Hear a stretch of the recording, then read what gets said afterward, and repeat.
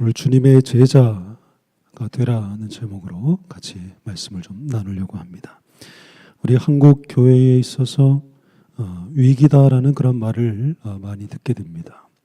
교회 숫자가 점점 줄어들고 또 재정도 많이 줄어들게 되고, 그래서 교회에서 보냈던 선교사들도 다시 돌아오는 일들이 일어나게 됐고, 교회에서 하는 일들이 많이 위축되어지는 그런 일들도 많이 있습니다.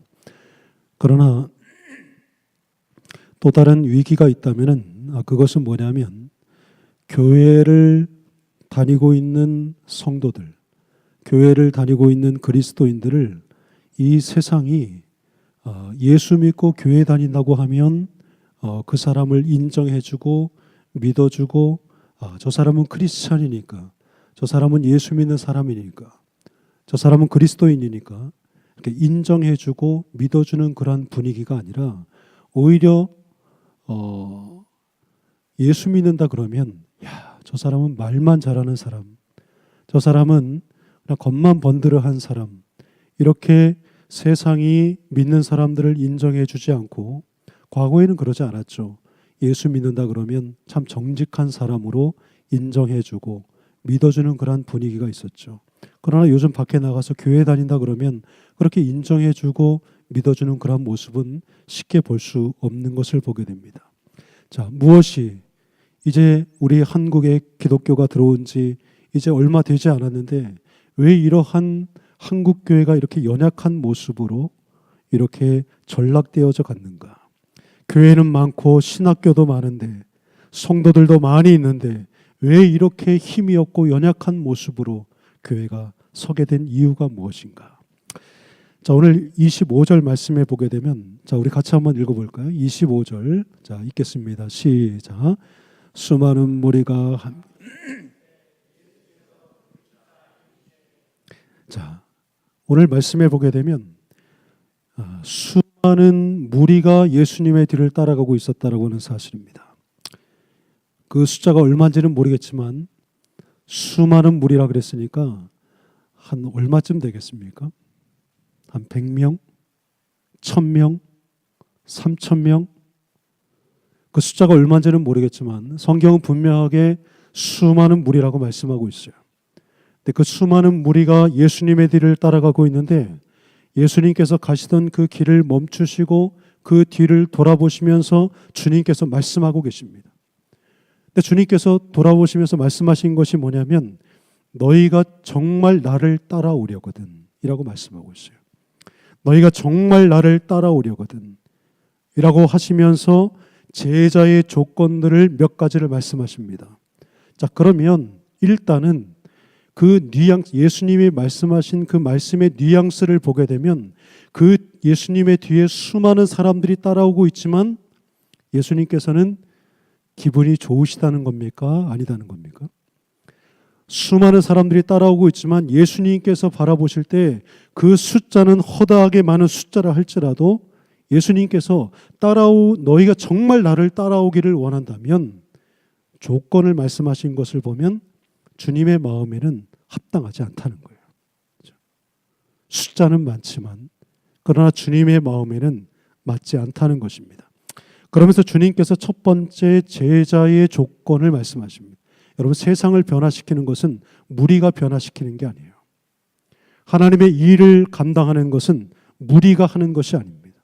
제자가 하는 것이에요. 할렐루야.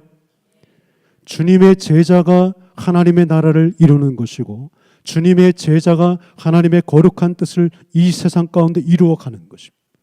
근데 예수님의 뒤에 누가 따르고 있었다고 말씀하셨냐면 허다한 무리라고 말씀하고 계세요. 근데 주님이 원하시는 것은 뭐죠? 너희가 나의 제자가 되려거든, 정말 나를 따르려거든. 저는 오늘 헌신을 결단하는 우리 남전도의 모두가 무리가 아니라, 이 가운데 예배하는 우리 사랑이 머무는 교회 모든 성도들이 무리 중에 한 사람이 아니라 주님이 찾으시는 신실한 제자 중에 한 사람들이 다 될 수 있게 되기를 주님의 이름으로 축원드립니다. 자, 26절에 보게 되면, 무릇 내게 오는 자가 자기 부모와 처자와 형제와 자매와 더욱이 자기 목숨까지 미워하지 아니하면 능히 내 제자가 되지 못하고 그랬어요. 자, 예수님께서 가시던 그 길을 멈춰 서시고 그 뒤에 따라오는 수많은 사람들에게 주님께서 말씀하신 첫 번째 제자의 조건은 뭐냐면 내 부모와 처자와 형제와 자매와 또 자기 목숨을 언급하십니다. 자, 여러분 보십시오. 예수님이 말씀하신 그 사람들을 언급해 보면 결코 이 세상 가운데서 미워할 수 없는 대상들이에요. 그죠? 부모를 미워할 수 있습니까? 처자를 미워할 수 있습니까? 형제를 미워할 수 있습니까? 오늘 이렇게 말씀해 보게 되면 이와 같은 자들을 심지어는 자기 목숨까지 미워하지 아니하면 제자가 될 수 없다 그랬어요. 마치 이 말씀을 보게 되면 예수님의 제자가 되고 예수님의 뒤를 따르려면 다 미워하고 그리고 주님을 따라가야 되는 것처럼 주님께서 말씀하십니다. 자, 그럼 과연 이 말씀은 뭘까? 우리가 주님을 따르려면 부모도 미워해야 되고 다 미워해야 되는 것인가? 자, 우리 마태복음 10장을 한번 좀 볼 수 있을까요? 마태복음 10장 37절. 마태복음 10장 37절입니다. 자, 똑같은 말씀을 이 마태복음에서는 이렇게 우리에게 좀 더 이해하기 쉽게 말씀해 주십니다. 10장 37절 같이 한번 읽겠습니다. 시작. 아버지나 어머니를 나보다 더 사랑하는 자는 내게 합당하지 아니하고 아들이나 딸을 나보다 더 사랑하는 자도 내게 합당하지 아니하며. 자, 예수님께서 뭐라고 말씀하셨습니까? 너 부모를 선택할래? 나를 선택할래? 너 처자를 선택할래? 아니면 나를 선택할래? 예수님께서 이 누가복음 14장에 말씀하신 것은 너 이걸 선택할래? 저걸 선택할래? 이것이 아니에요. 오늘 여기 마태복음 10장에 보게 되면 아버지나 어머니를 나보다 더 사랑하는 자들이라고 말씀하고 있어요. 그러니까 부모를 사랑하지 말라는 말씀이 아니고 처자를 사랑하지 말라는 말씀이 아니라 이들은 다 사랑할 수밖에 없지만 그러나 주님께서 말씀하시는 것은 뭐죠? 네가 가장 사랑하는 것이 무엇이냐는 거예요. 주님을 따라가는 제자됨의 첫 번째 조건을 주님께서 뭐라고 말씀하시냐면 나를 가장 사랑하는 자가 되라는 거예요. 사랑이 머무는 교회 우리 성도 여러분, 주님을 사랑하십니까? 사랑하십니까? 그러면 이 질문에도 대답을 한번 하셔야 됩니다. 주님을 가장 사랑하십니까? 왜 대답을 안 하지? 마이크 조금만 좀 올려주실 수 있겠어요? 목소리가 별로 요즘 좋지가 않아가지고. 우리가 예수님을 사랑한다라고 하는 것은 다 고백해요. 그렇죠? 다 주님을 사랑한다라고 말합니다. 그러나 주님을 가장 사랑하는 자라고 주님이 만약에 이 자리에 오셔서 주님이 질문하신다면 그렇습니다. 내가 부모도 사랑하고 처자도 사랑하고 그리고 내 목숨도 사랑하지만 이 모든 것들 가운데 가장 사랑하는 것은 바로 주님이십니다. 이렇게 고백하고 주님을 따라간다면 주님께서 무리를 이렇게 보시는데 주님은 다 아시잖아요. 저들의 중심을 아시고 저들이 왜 지금 나를 따라오고 있는지를 주님은 다 아시잖아요. 저들을 보실 때 주님께서 저들의 마음과 중심을 보실 때 그런 마음이 아니에요. 그러니 주님께서 돌아보시면서 말씀하시기를 너희가 나를 가장 사랑했으면 좋겠다. 그런 사랑하는 마음을 가지고 주님을 나를 따랐으면 좋겠다. 여러분 이제 이 앞에 보게 되면 누가복음 이제 앞쪽에 보게 되면 지금 이 사람들이 왜 주님을 따라오고 있는지를 짐작할 수 있어요. 예수님께서 오병이어의 기적을 베푸셨습니다. 얼마나 힘들고 어려운 그 시대 때 예수님께서 오병이어의 기적을 베푸셨어요. 사람들이 정말 예수님의 그 기가 막힌 역사를 모든 사람들이 경험했습니다. 아, 저 예수님의 뒤를 따라가면 최소한 저 주님의 뒤를 따라가게 되면 굶어 죽지는 않겠구나.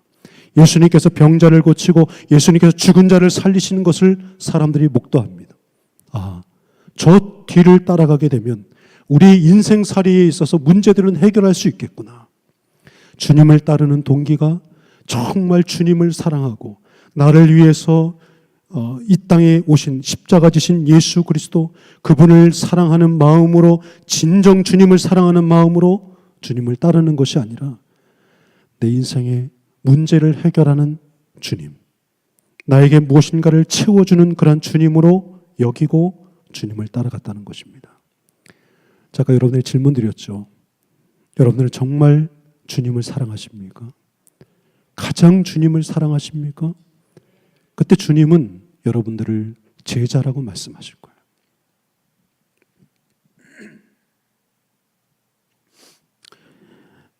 우리가 예수를 사랑한다고 말하지만 예수보다 더 공부를 더 사랑하고, 예수보다 내가 하는 일을 더 사랑하고, 예수보다 직분을 더 사랑하고, 예수보다 다른 것을 더 사랑하는 사람들이 교회에 얼마나 많이 있는지 몰라요. 그래서 교회 보게 되면 말들은 굉장히 많아요. 그렇죠? 말들은 여러 가지 말들이 굉장히 많고, 주님을 위해서 뭐 이렇게 해보자 저렇게 해보자 말들은 굉장히 많지만 정말 주님을 내 삶의 인생 가운데 최우선에 두지 않기 때문에 이제 실질적으로 주님을 위해서 무엇인가를 하려 할 때 뒤로 빠지는 경우를 상당히 많이 보게 되어져요. 제가 예전에 부목사로 이렇게 섬기고 있을 때 그때 뭐가 있었냐면 우리 한국에서 저 베이징에서 올림픽이 있었습니다. 여러분 혹시 기억하시나요? 그 베이징 올림픽이 있는데 그때 주일날 11시에 한국과 어디죠? 제가 그 나라는 잊어버렸는데 야구 결승전이 있었습니다. 결승전. 금메달을 놓고 야구 결승전이 있었는데 그 시간이 공교롭게도 주일 11시 낮 예배 시간이었어요. 저도 스포츠를 굉장히 좋아합니다. 그래서 굉장히 궁금하긴 했지만 그렇다고 해서 TV를 볼 수 있는 건 아니잖아요. 예배를 드려야죠. 근데 제가 이제 그 부목사 때 저 맨 뒤에 앉아서 이렇게 예배를 드리고 있는데 어디에서 이 이상한 소리가 막 나는 거야. 도대체 무슨 소리인가? 그래서 이렇게 주변을 이렇게 이제 이렇게 한번 이렇게 쫙 보니까 교회 이렇게 기둥이 이렇게 하나 있어. 기둥 양쪽에 이렇게 저 뒤편에 기둥이 이렇게 있었는데 기둥 뒤에 앉으신 한 집사님께서 귀에 이어폰을 꽂으시고 제 짐작에 그 시간에 이렇게 그 이어폰을 꽂고 무엇인가를 들으면 뻔하지 않겠습니까? 그 야구 중계를 결승전 굉장히 그때 막 떠들썩했거든요. 듣고 계셨던 겁니다. 그래서 제가 가서 집사님 하면은 얼마나 무안하겠어요, 그죠? 그래서 제가 뒤에서 끄고 예배에 집중하라는 거죠. 책상을 좀 두들겼어요, 이렇게. 그랬더니 워낙 그 중계에 집중을 하고 계셔가지고 듣지를 않으시는 거예요.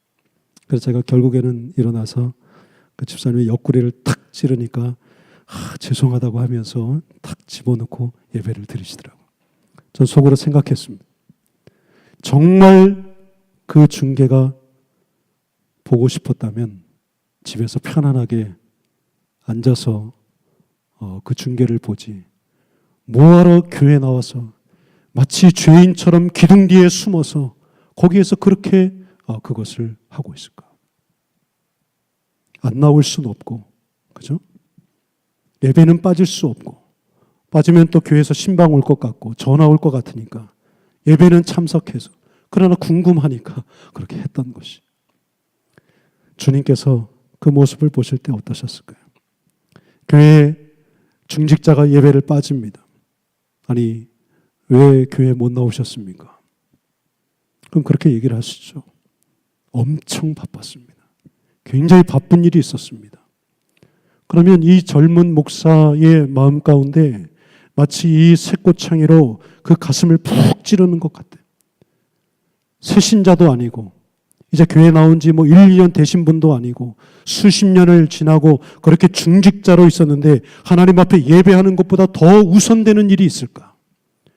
좀 묻고 싶었어요. 도대체 어떤 중요한 일이 있으셨습니까? 묻고 싶었지만 그 중요하다고 말하는 그 일이 너무나도 터무니없는 일일까 봐, 그것을 들으면 제 마음에 상처가 될까 봐 묻지 않았어요. 여러분, 하나님 앞에 예배하는 것보다, 주님을 따르는 것보다 여러분 더 소중한 것이 있을까요? 우리가 예수님을 사랑한다고 고백하면서도 더 주님보다 더 소중한 것은 우리 가운데 없는지를 우리는 한번 살펴보아야 됩니다.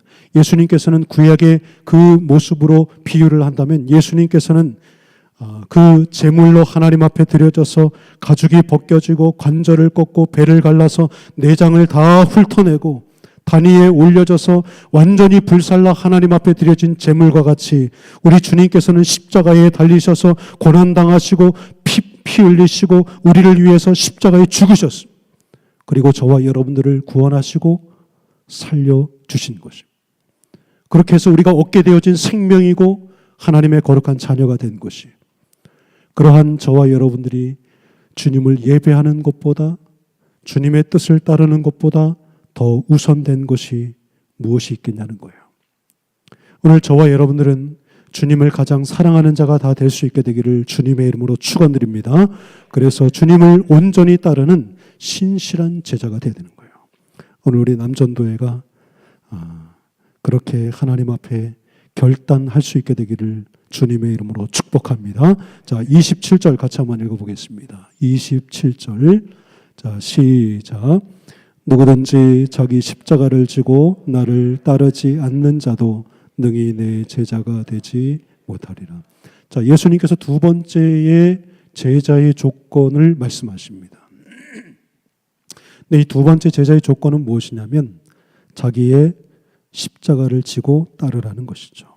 자, 우리는 십자가라는 말을 우리는 굉장히 많이 듣죠.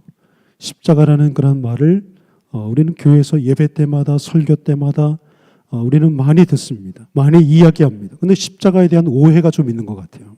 여러분, 십자가가 뭡니까? 십자가에 대해 십자가를 많이 듣지만은 십자가에 대한 오해가 좀 있어요. 어떤 사람들은 십자가라고 하면 이렇게 생각하는 분들이 있습니다. 좀 나를 힘들게 하고 나를 어렵게 하는 것이 내 십자가다. 물질이 없으면 이것이 내 십자가지. 또 교회에서 나를 굉장히 힘들게 하는 사람이 있으면 저 사람이 나의 십자가지. 십자가를 그런 식으로 이렇게 이해하고 나를 힘들고 어렵게 하는 그 무엇인가를 십자가라고 얘기하는 사람들이 있는 것을 보게 됩니다. 그런데 오늘 예수님께서는 뭐라고 말씀하셨냐면 자기의 십자가를 지고 나를 따르라 라고 말씀을 하시죠. 자, 십자가라고 하는 것은 무엇인가? 십자가라고 하는 것을 우리가 정확히 알아야 오늘 주님이 하신 그 말씀을 우리는 이해할 수가 있게 될 것입니다. 우리는 십자가에 대한 의미를 정확히 알려면 예수님께서 지신 그 십자가의 의미를 우리는 먼저 생각해 보아야 합니다. 자, 예수님께서는 이 땅에 왜 오셨죠? 예수님께서는 십자가 지시기 위해 오셨어요. 마태복음 20장 28절에 보게 되면 인자가 온 것은 섬김을 받으려 함이 아니라 도리어 섬기려 하고 자기 목숨을 많은 사람의 대속물로 주려 함이라 그랬습니다. 예수님께서 오신 목적은 섬김을 받기 위해 오신 것이 아니고 섬기기 위해 오셨다. 그리고 더 중요한 것은 자기 목숨을 많은 사람의 대속물로 주기 위해 오셨다는 거예요. 그러니까 예수님께서는요, 죽으시기 위해 오신 거예요. 하나님께서 이 세상 가운데 예수님을 보내신 그 목적은 바로 십자가를 위해서, 그 십자가에 죽으시기 위해서 주님은 오셨습니다. 그래서 예수님께서는 그 말씀들에 보게 되면 예수님이 늘 말씀하셨던 것이 뭐냐면 하나님께서 나를 보내셨다라는 거예요. 누가복음 4장 43절에 보게 되면 예수께서 이르시되 내가 다른 동네들에서도 하나님의 나라의 복음을 전하여야 하리니 나는 이 일을 위해 보내심을 받았노라. 따라합시다. 보내심을 받았노라. 요한복음 3장 17절에도 보게 되면 하나님이 그 아들을 세상에 보내신 것은 이라고 말하고 있죠. 요한복음 17장 3절 말씀에도 보게 되면 영생은 곧 유일하신 참 하나님과 그가 보내신 자 예수 그리스도를 아는 것이라 그랬습니다. 예수님께서는 이 땅에 오실 때 하나님께서 예수 그리스도를 이 땅에 보내신 것입니다. 예수님께서는 늘 말씀하시면서 나는 하나님께서 보내셔서 보내심을 받아 주님께서는 이 땅 가운데 오셨다라고 말씀하셨어요. 하나님께서 예수님을 이 땅 가운데 보내실 때 하나님께서 왜 예수님을 이 땅 가운데 보내셨을까요? 그것은 바로 십자가였습니다. 그 십자가 때문에 하나님께서는 예수 그리스도를 통하여서 그 십자가를 통하여서 이 땅의 백성들의 죄를 사하시고 구원하시기 위해서 하나님께서는 예수님을 이 땅 가운데 보내신 것입니다. 자, 그러니까 여러분 십자가라고 하는 것은 무엇이냐면요.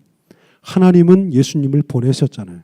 그러니까 보내신 하나님 편에서 보셨을 때에는 그것은 하나님의 계획이에요. 그렇죠?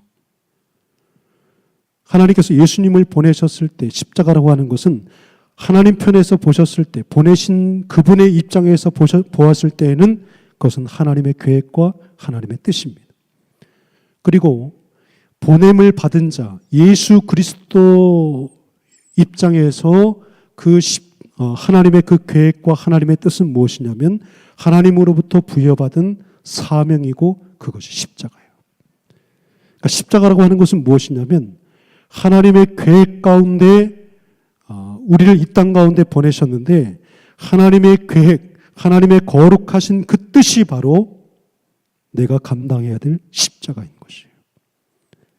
그러니까 이 십자가라고 하는 것은 나를 힘들게 하고 고통케 하는 것이 십자가가 아니고 내가 좀 어려운 문제가 내가 져야 될 십자가가 아니라 예수님의 십자가는 하나님의 계획이고 예수님 편에서 봤을 때는 하나님으로부터 부여받은 사명인 거예요. 그렇죠? 오늘 예수님께서 뭐라고 말씀하셨습니까? 너희가 정말 나를 따라오려거든, 너희가 정말 내 제자가 되기를 원하려거든 자기의 십자가를 지라는 거예요. 예수의 십자가를 지라고 말씀하지 않았습니다. 너의 십자가가 있다는 거예요. 사랑하는 우리 성도 여러분, 우리 남전도의 여러분들은 하나님께서 여러분들을 이 세상 가운데 보내셨다는 것을 믿을 수 있게 되기를 주님의 이름으로 축원드립니다. 하나님이 보내신 거예요. 하나님께서 예수님을 이 땅 가운데 보내셨듯이 저와 여러분들을 이 세상 가운데 보내신 것입니다. 그리고 보내셨을 그때에는 하나님께서 예수 그리스도를 향하신 하나님의 계획을 그분에게 맡기셔서 그 사명, 그 십자가를 지고 주님께서 끝까지 가셨던 것처럼 오늘 저와 여러분도 하나님께서 우리를 이 세상 가운데 생명 주셔서 우리가 이 세상 가운데 살게 하신 거기에는 하나님의 계획과 하나님의 뜻이 담겨져 있다는 거예요. 오늘 예수님의 뒤를 따라가고 있는 허다한 많은 사람들, 그 무리들을 한번 보십시오. 그들에게는 자기의 십자가가 있습니까? 그들이 정말 주님을 사랑하고 있습니까? 그런 거 없어요. 예수님이 기적을 베풀고 이적을 행하니까 그냥 그 뒤에 따라가면 내 모든 문제가 다 해결되겠구나. 그런 마음으로 주님을 따르는 거예요. 자기의 십자가, 하나님께서 나를 향한 선하신 계획하심, 뜻하심, 내가 평생을 짊어지고 나아가야 될 그 나의 십자가를 생각하고 주님을 따르는 것이 아니라 그저 주님을 따라가는 거예요. 제가 예전에 전도사로 사역을 할 때 유초등부를 맡게 됐습니다. 유초등부에 그 성가대가 이렇게 있었어요. 성가대가 있었는데 이제 주일 아침에 이렇게 딱 이제 가서 이렇게 보니까 이렇게 성가 연습을 하고 있는데 성가 그 지휘자가 없어요. 예배를 딱 시작했는데 10분이 딱 지나서 그 지휘자가 막 이렇게 와가지고 그 중간에 막 헐레벌떡 이제 막 성가대 예배 시간에 이제 찬양할 시간에 지휘를 이렇게 하더라고요. 그래서 속으로 야, 지휘자가 일찍 와서 연습을 시키고 그렇게 준비를 하고 이렇게 예배를 드려도 그런데 어떻게 예배에 저렇게 늦을 수가 있을까? 더군다나 그 지휘자가. 그래서 이제 그렇게 생각을 하고 다음 주에 또 봤는데 다음 주에도 또 늦더라고요. 습관이에요, 습관. 딱 그렇게 막 예배가 시간이 시작했는데 그때 지휘자가 이렇게 오는 거예요. 그래서 제가 예배 끝나고 나서 선생님 예배 전에 좀 일찍 오셔서 아이들을 좀 이렇게 정돈하고 그렇게 연습을 하고 그렇게 했으면 좋겠습니다. 그랬더니요, 그 선생님이 하는 말 휙 돌아서면서 내가 뭐 하고 싶어서 했나? 저 아직도 잊혀지지가 않아. 내가 뭐 하고 싶어서 했나? 억지로 이제 뭐 누군가가 억지로 뭐 교회 목사님이 그렇게 하셨는지 이게 그 막 하기 싫다고 하는 걸 억지로 이렇게 이제 앉혀놓은 거예요. 딱 돌아서면서 알았다고 그러면서 휙 돌아서면서 내가 뭐 하고 싶어서 했냐고. 그래서 제가 이제 속으로는 작가적 일로 와보시오. 그렇게 하시면 하지 마십시오. 그렇게 하고 싶었지만 또 그렇게 할 수는 없고, 저런 마음으로 그 일을 하고 있을까? 오늘 저와 여러분들은요, 우리에게 주신 직분과 사명이 있어요. 이건 하나님께서 예수님에게 맡기신 하나님의 계획과 하나님의 뜻이 있는 것처럼 저와 여러분들에게 하나님께서 우리에게 맡겨주신 거예요.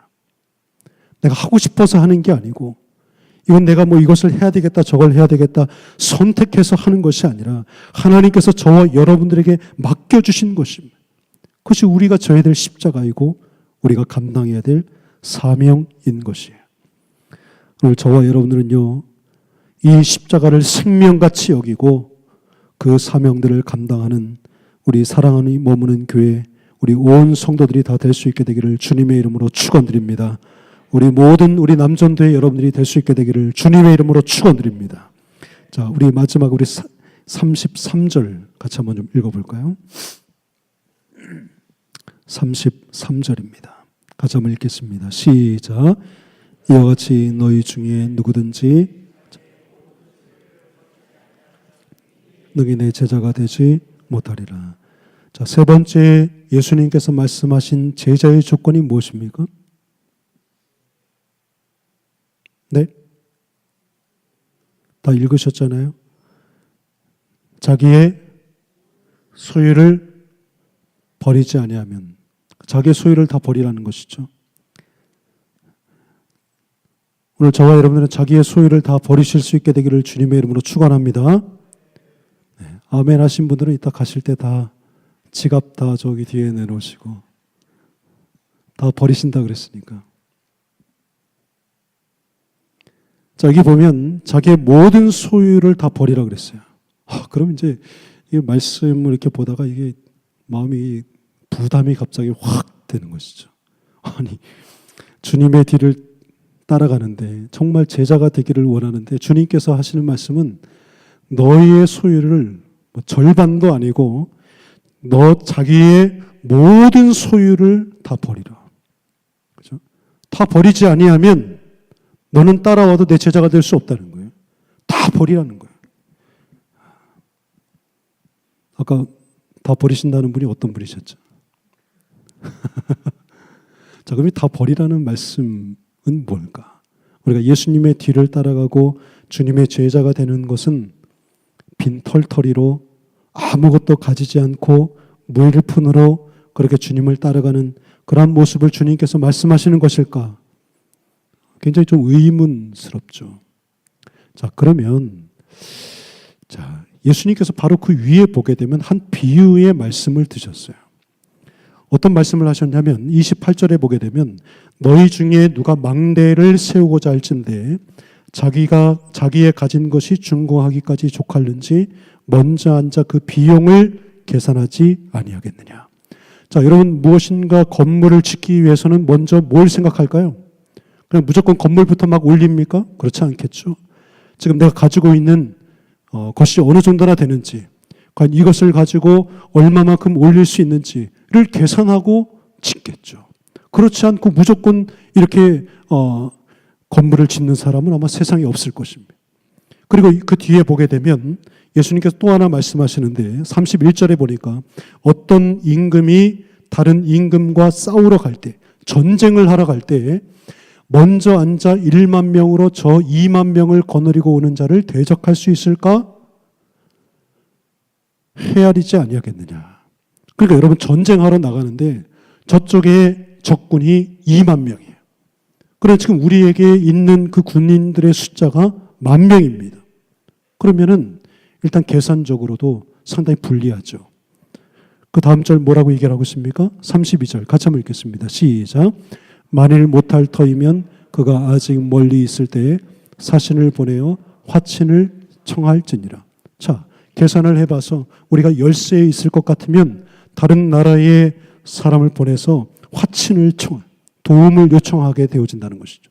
어떤 내가 이 건물을 올리는 데서 돈이 부족하면 뭔가 다른 곳에서 좀 돈을 모을 수 있는, 끌어모을 수 있는 것을 생각해 놓고 그렇게 해서 건물을 짓고, 전쟁을 할 때도 마찬가지로 화친을 청하여서 그 이길 수 있는 그 군인들을 확보하고 전쟁터에 나간다. 세상의 경제 논리는 어떻습니까? 많아야 되는 거예요. 돈도 많아야 되고 군사도 많아야 되는 거예요. 그렇죠? 그런데 여러분, 하나님의 나라는 어떻습니까? 하나님의 나라도 똑같이 이렇게 세상의 경제 원리가 적용되어집니까? 돈도 많아야 되고 사람도 많아야 됩니까? 지금 예수님의 뒤에는 허다한 사람이라고 말씀하고 있잖아요. 그러면 정말 이 세상적인 논리로 보게 되면 정말 예수님은 슈퍼스타예요. 수많은 사람들이 따라오고 있잖아요. 세상은 이와 같이 군인들도 많아야 되고 돈도 많아야 됩니다. 그래야 높은 건물도 지을 수 있고 전쟁에서 넉넉하게 이길 수 있는 거예요.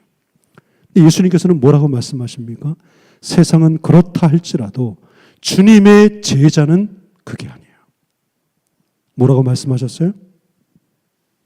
자기의 모든 소유를 어떻게 하라고요? 버리라는 거예요. 그러니까 세상과 정반대예요. 세상이 요청하고 요구하는 그런 모습과 하나님의 나라의 그 일은 전혀 정반대를 말씀하고 계세요. 자기의 모든 소유를 다 버리라는, 그럼 자기의 모든 소유를 버리라는 게 뭔가? 그냥 아무것도 가지지 않고 주님을 따라가는 그것입니까? 그것이 아니라는 것이죠. 여러분, 성경에 보게 되면, 창세기 1장에 보게 되면 하나님께서 태초에 하나님께서 천지를 창조하셨느니라 그랬어요. 창세기 1장이 우리에게 주는 메시지가 뭘까요? 첫째 날 뭘 만들고, 둘째 날 뭘 만들고, 셋째 날, 넷째 날, 다섯째 날, 여섯째 날, 하나님께서 매 절절마다 하나님께서 다 만드셨다라고 하면 될 것 가지고 하나님께서 아주 자세하게 매 절절마다 그 날들마다 주님께서 다 언급하시면서 설명하십니다. 저도 주일학교 때부터 신앙생활을 하면서 기억에 나요. 그래서 막 시험 보잖아요. 시험. 그러면 이제 이거 막 외워가지고 다 맞추면, 야, 참 너 신앙이 참 좋다. 여러분, 하나님께서 1장을 우리에게 말씀하시는데 이 1장을 통해서 우리에게 말씀하시고 싶은 것이 뭘까요? 이건 너 첫째 날, 둘째 날, 셋째 날 너 이거 헷갈리지 마라. 너 이거 뒤바뀌지 마라. 너 이거 뒤바뀌면 안 된다. 뭐 그것을 말씀하시는 걸까요? 그게 아니고 창세기 1장이 우리에게 주시는 메시지는 뭐냐면 이 세상의 모든 것은 다 내가 만들었다. 내가 소유하고 있는 것도, 내가 누리고 있는 것도, 그리고 내가 다스리고 있는 모든 것도 이것은 내 것이 아니라 이것은 내가 창조한 것이고 이것은 나의 것이다. 그러므로 이 세상의 주인이 누구냐는 거예요. 창세기 1장이 우리에게 주시는 메시지는 바로 그겁니다. 이 세상의 주인이 누구냐는 거예요. 근데 사람들은요, 자기가 소유하고 자기가 가지고 있으면 그것을 내 것이라고 생각하는 거예요. 생명, 내 것이라고 생각합니다. 하나님의 것이라고 생각하지 않아요. 물질, 소유, 여러분들이 다 소유하고 있는 물질들이 있을 것입니다. 내 것이라고 생각하는 거예요. 하나님 앞에 드리는 예물도 내 것 가운데에서 하나님 앞에 드리는 것이라고 생각하는 거예요. 내 시간 가운데 떼어서 하나님 앞에 헌신하고 충성하는 거라고 생각합니다. 내 것 가운데 일부를 떼어서 하나님을 위해서 드리는 것이라고 사람들은 생각한다는 거예요. 근데 주님은 뭐라고 말씀하시죠? 성경을 시작하면서 이 모든 것은 다 내가 만들었다. 그러므로 이 세상의 주인이 누구냐는 거예요. 여러분의 주인이 누구냐는 거예요. 내 인생의 삶의 주인이 누구냐는 것입니다. 그것이 너가 아니고 살아계신 하나님, 그 주인이 바로 하나님이 되지 아니하면, 그러니까 오늘 이 말씀요, 자기의 모든 소유를 다 버린다는 이것은 내 주머니에 있는 것을 다 털어서 다 버리는 것이 아니고, 내가 가지고 소유하고 있는 이 모든 것이 내 것이 아니라 누구 것이에요? 하나님의 것이에요. 하나님의 것임을 인정하여 드리는 것이 바로 나의 소유를 다 버리는 것이에요.